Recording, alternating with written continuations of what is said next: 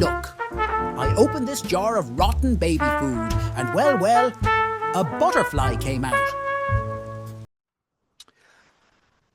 I guess that would depend on whether the court jester was really being despised by everybody, and everybody was like, oh, okay, finally somebody did that. I've been wanting to.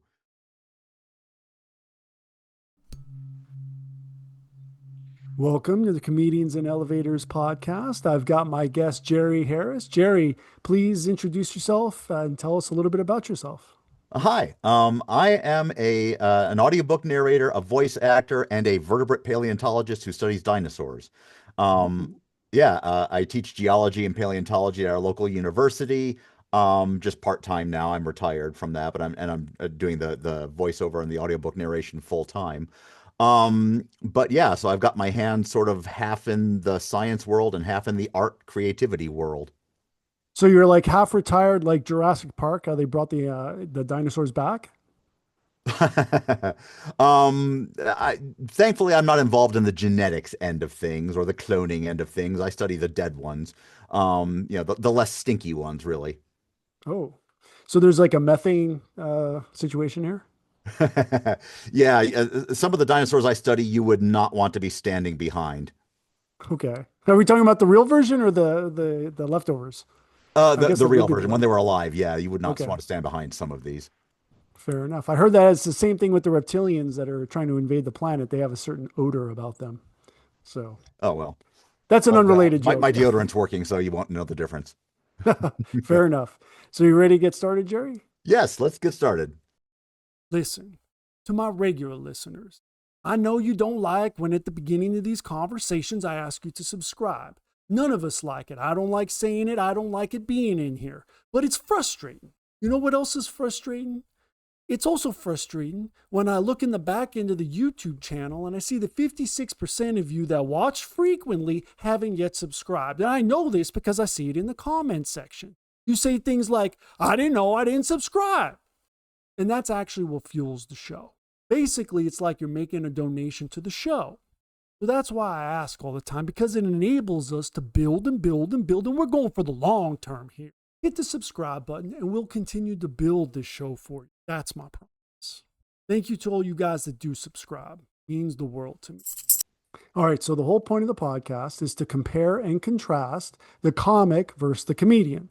So I define the comic as any person telling funny jokes versus the comedian who's a funny person telling any jokes. So Jerry, would you agree that you start as a comic and evolve into a comedian? Hmm.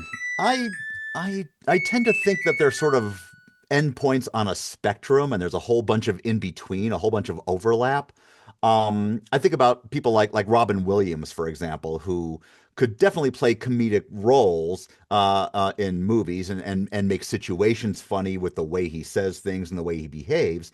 But he could also just stand up and spout off a joke and sit right back down. I mean, he could really do both. So I think there's a lot of fluidity and ability in at least very talented people dealing with comedy to move back and forth between the two. Okay, so if we're going to be on the spectrum, what polarity would he be on? Which one? He's in the middle, but he's pointing towards one or the other. That's a rough one Uh, for Robin yeah. Williams in particular. I mean, I think about his role as like Genie in Aladdin, where he definitely threw out a lot of comic one-liner kind of things, but he really brought heart to the role. Um, so I think in that one he leaned a little more toward comedian, but still was dipping into the pool of comic quite a bit. Yeah, usually you don't want to tell jokes in a movie, but if your character does that, then of course that would make sense. So Right. that's a Yeah. that's a good one to choose. That's a very, very tricky. Yeah, that would be probably the best example. And it's still a comedian, so it tells Yeah. very telling. So are you ready for the first question, Jerry? Yes, please. Let's hit it. All right. So it's about the role of persona in comedy. So how much of the comedian's voice is a character versus their real self? The comedians that I like the best tell a lot of stories from their own life. I think they bring a lot of their own experiences and their own perspectives on things, but then tell them in humorous ways. So I think a lot of the really good comedy, the comedy that hits the hardest, I think, because people can then empathize with it, comes from personal experience and background more than just throwing out humorous situations that don't necessarily have any connection to the teller. So then does authenticity matter or is illusion part of the magic? I think authenticity matters. But again, you can dip into illusion here and there for, enhanced effect. But I think the truest comedy is definitely coming from experience and from that kind of thing. I it I have often said, and I've often heard it said, I guess I should say, that life is funny. Comedians just tell it like it is. So um, I think there's some truth to that. I would tend to agree. So now I got to come up, or maybe you have a saying that will fit for the comic. Um, Ooh, that's a good one. I can't think of anything right offhand.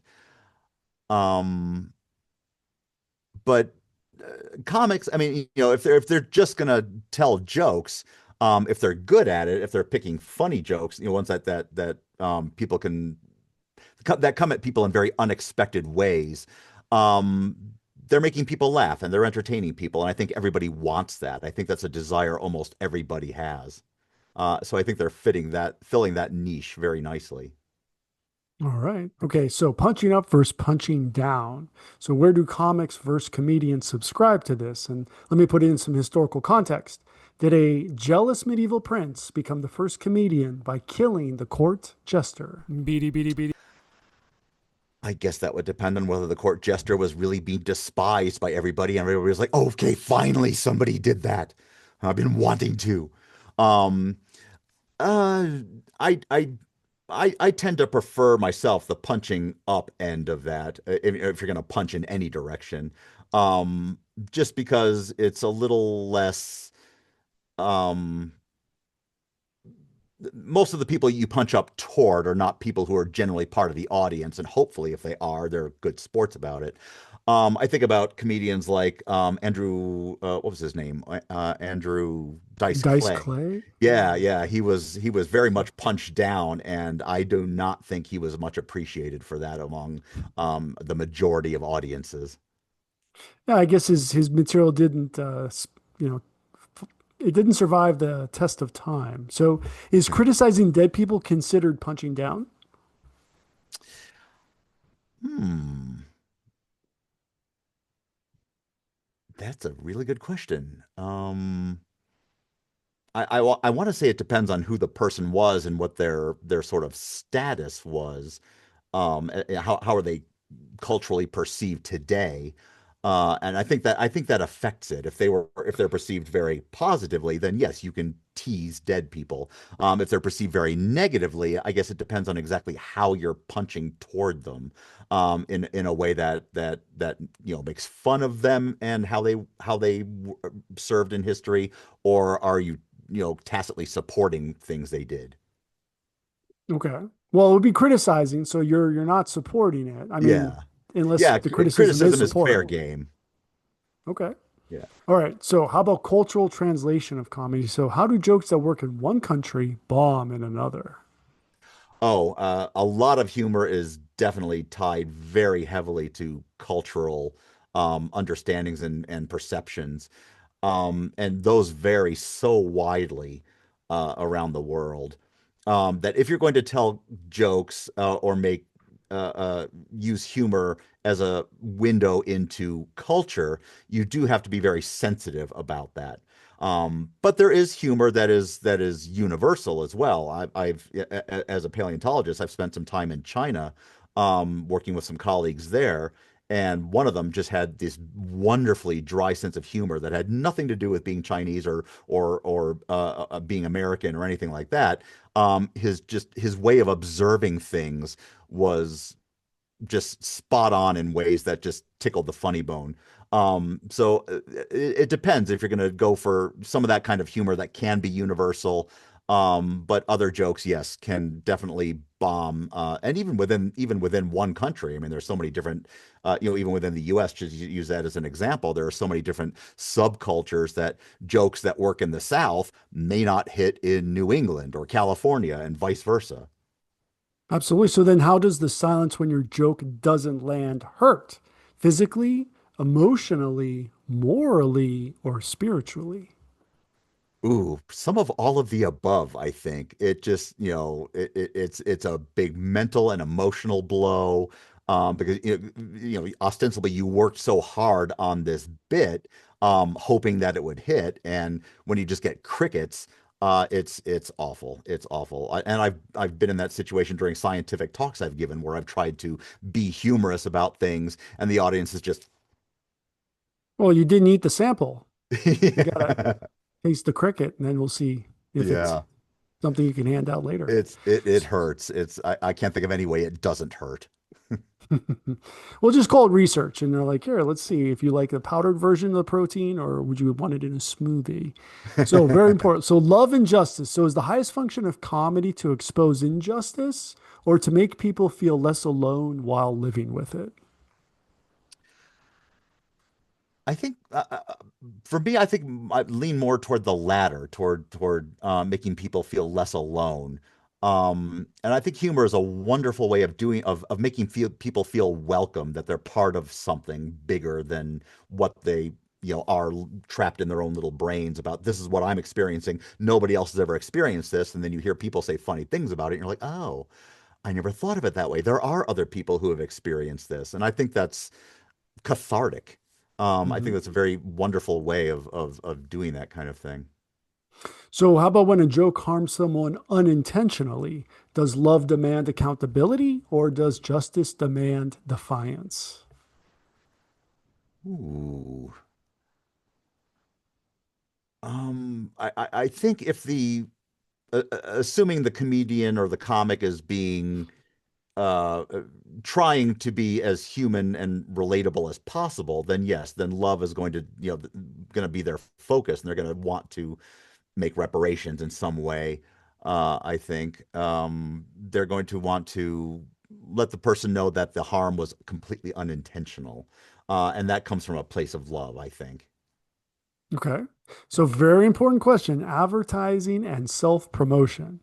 So, who advertises themselves more, the comic, the comedian, or the magician? You know that place where you're not conscious and you're not sleeping either?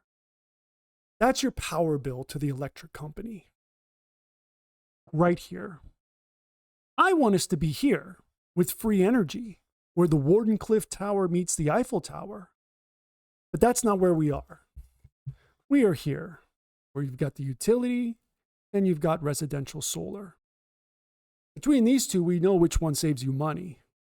This is where we can go in the meantime. But this is where I want us to be now, and this can be done now. So let me deputize you to represent DOSE, Department of Solar Efficiency, and let's get on the podcast and get the message out today. See you soon. Ooh. Um, I think the really successful comedians who have very well established careers don't have to advertise as much. And I guess the same could be true about magicians as well. But I think about comedians who are in lots of, comedic movies, for example, people who are just funny, or, the Will Ferrells and that type of person. They don't have to advertise themselves quite as much, I think. But stand-up comics or stand-up comedians, however you want to, whichever you want to call them, if they're lesser known, they're going to want to advertise the heck out of themselves. And same with magicians. I would presume not everybody can be David Copperfield, and everybody just knows who they are. Um, but in terms of how they advertise, I think that's going to be a little bit different. Um, Unknown comics and unknown stand-up comedians are going to need to advertise quite a bit more and try and advertise in a very creative way to get people to go, oh, that person seems funny. Let's go see that person. Um, Magicians, I think, would also have to, you know, somehow shock and awe before the show in order to gain some following. I don't know how they would do that. I guess it's magic. Um, Right. but yeah, I would think the comedians probably are advertising a little bit less. Okay. So, how about censorship and offense? So, does a comic avoid offense while a comedian courts it to prove a point, like a magician? Hmm.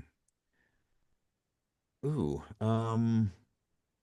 I think I think that's going to be very situational. I mean, I've seen plenty of comedians who um poke and tease at things that could potentially be offensive, but do it in a way that is meant to convey love or convey empathy in some way. Wow, that's a really good question. I think about I've done some improv work and some improv training, and so I love shows like Whose Line Is It Anyway, for example. And there have been some borderline things that people have said in there, but all the people all the improvers, they love each other. They know each other. They would never say anything purposely offensive to one another, but they can poke and tease at aspects about each other, like Colin Mockery being bald or Wayne Brady being black. There have been, comments and bits that they've done that sort of focus on that, but not in a way meant to get back what you were saying before, to punch down in any way. So, then who survives better in the cancel culture environment? The comic, the comedian, the magician, or the mudslinger? Hmm.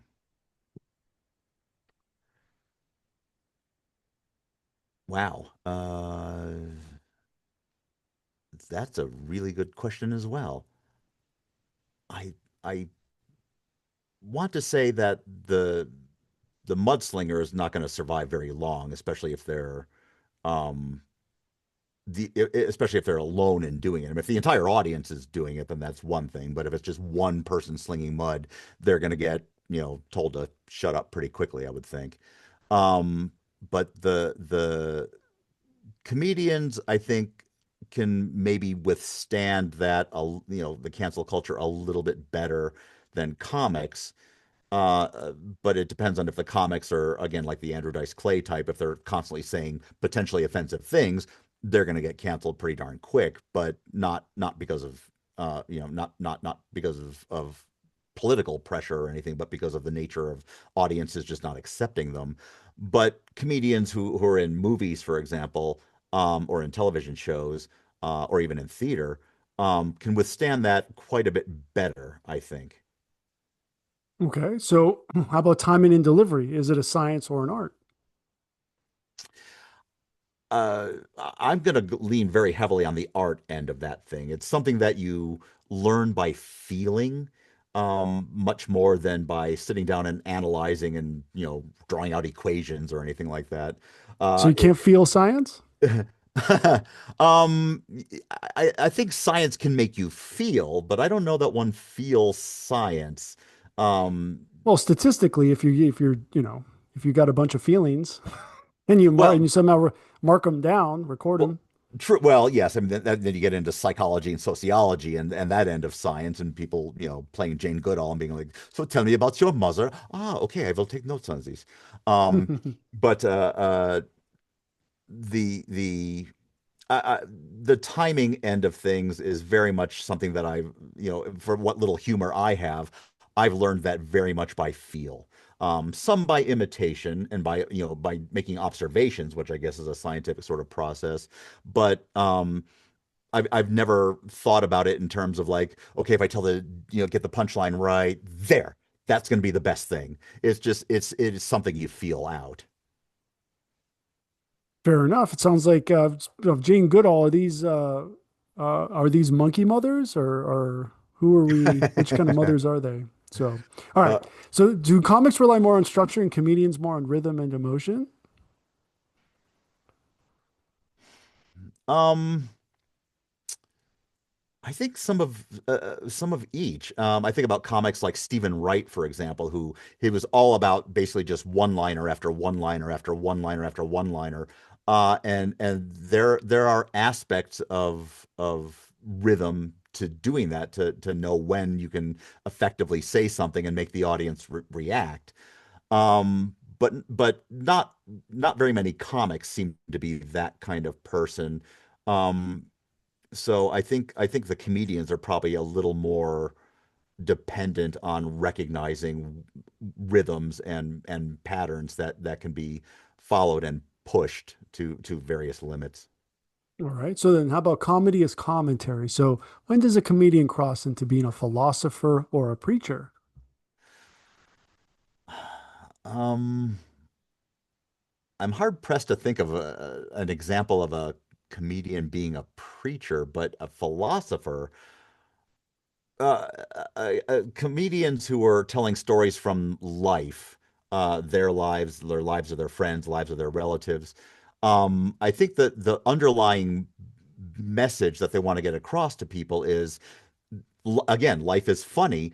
Here's an example of that kind of thing, and that has a very philosophical basis to it. So I think a lot of humor is going to be very rooted in philosophy.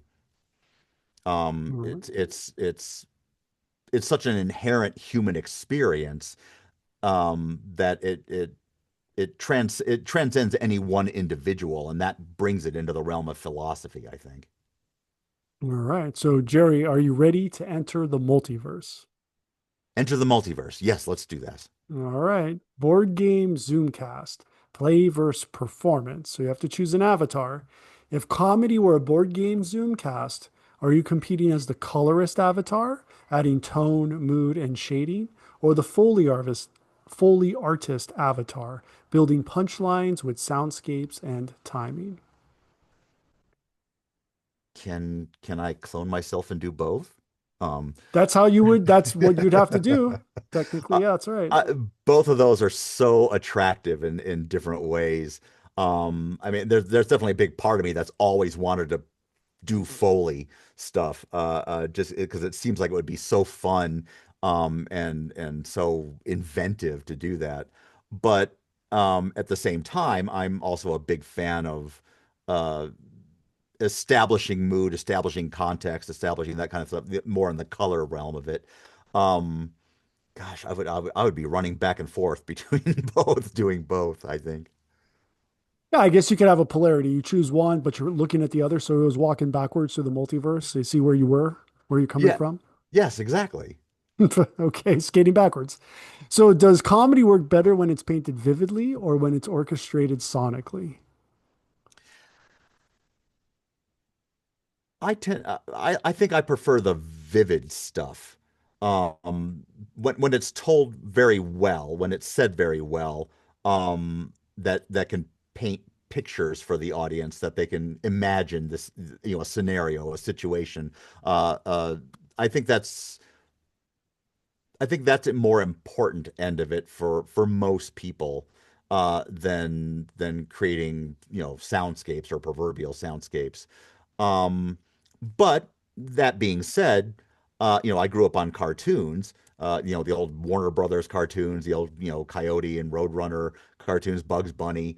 And those cartoons would not work nearly as well without their soundtracks. So there's definitely a place where the soundscape is critical in lending itself and enhancing the humor. All right, absolutely. So here in the Comedians and Elevators podcast, we have a tradition where the previous guest asks a question for the next guest. And the previous guest was Tom Morley. And his question for you, Jerry, is when was the last time you did something mischievous? Ooh. Um, prob Probably not that long ago during some of the classes I teach. I like to throw bits of mischief and humor and unexpected stuff at my students, because I find that if more than being just purely educated, I think education works better when it's got a flavor of entertainment in it, and this is what people have called edutainment.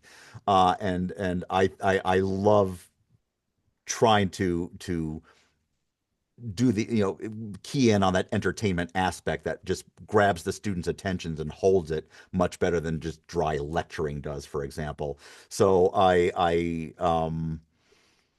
just as one example, recently, one of my students during one of the lab exercises went up to the front and grabbed one of the dry erase markers because she was making some little marks on a ruler with it.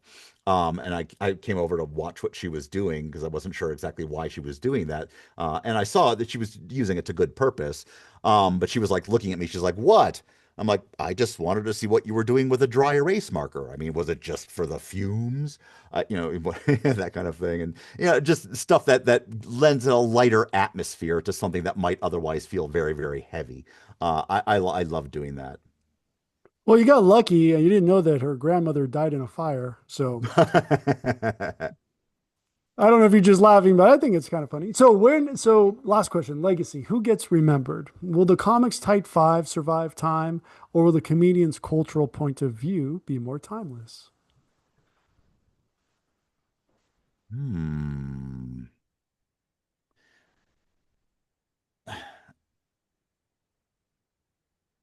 Actually, weirdly, I'm going to go with the comic on this one, um, because I mean, some humor, transcends time. This is why Shakespeare's comedies are still funny today, for example. But because culture can change and situations will change, the reactions to older versions of comedian stories might not hit the same way. They might not make a lot of sense anymore in some far flung future. But the comic, um, telling jokes that might be more transcendent that way. I think about here, like Tim Conway on the Carol Burnett show, for example. The funny things he said have nothing to do with time. They're just going to be funny forever, I think. Um, so I think in a lot of ways the comic stuff is going to be more time transcendent. So Shakespeare was a comic? He definitely had a comedic flair to him, yes. Fair enough. Fair enough. So, Jerry, where can everybody find you online? I have my website is voicesbyjerry.com, and on most of the social media platforms, I'm just Voices by Jerry. So you can find me at just about anywhere on any of those. Awesome. Well, Jerry, thank you so much for being my guest. And for everyone, please like and subscribe. And we will see you in the next one. Thank you for having me. If you're interested in too much information like in the network state or Mantipus the chicken shit, check out this video. Or is it this one right here? Well, either way. Lizard.